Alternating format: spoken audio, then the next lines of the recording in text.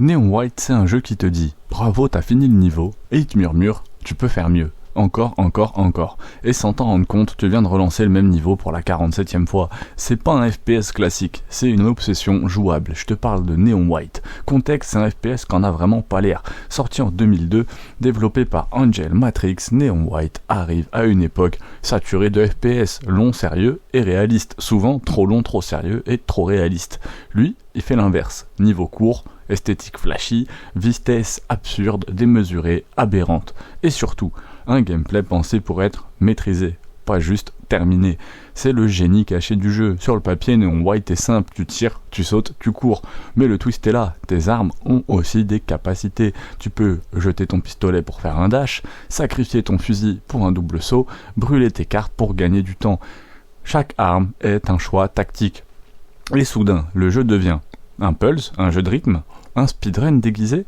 Finir le niveau, c'est facile. Le dominer, c'est autre chose. On en a vu beaucoup de speedruns sur cette chaîne, sur Firehanger, Advance Wars, Clair Obscur. Le système de rang, la drogue pure.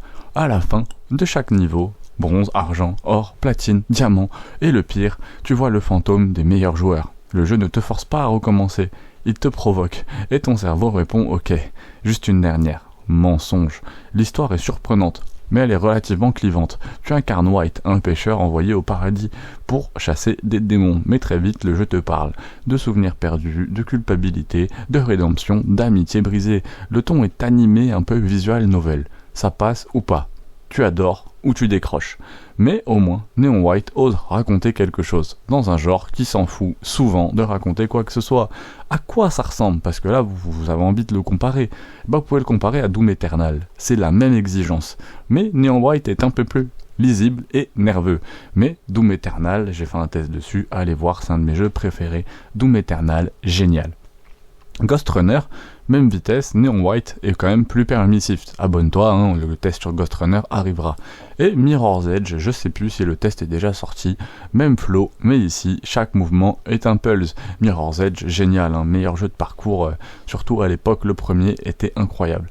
Neon White crée son propre sous-genre. Quelques faits intéressants, c'est que le jeu est pensé dès le départ pour du speedrun. La BO de Machine Gun renforce l'adrénaline, Machine Girl à la BO. Chaque niveau est construit comme une épreuve de maîtrise, le jeu récompense l'intelligence, pas juste les réflexes bruts.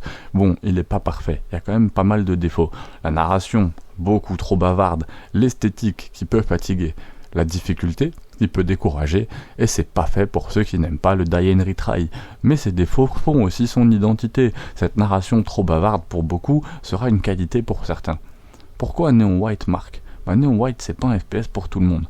C'est un jeu relax, une expérience narrative classique, c'est un jeu qui te pousse à progresser, un FPS qui respecte ton intelligence vraiment, et une obsession parfaitement contrôlée, un jeu qui ne te lâche pas. Neon White ne te demande pas d'être rapide, il te demande d'être meilleur que toi-même. C'était carré, plus de 1000 tests sur la chaîne, abonne-toi, pouce bleu.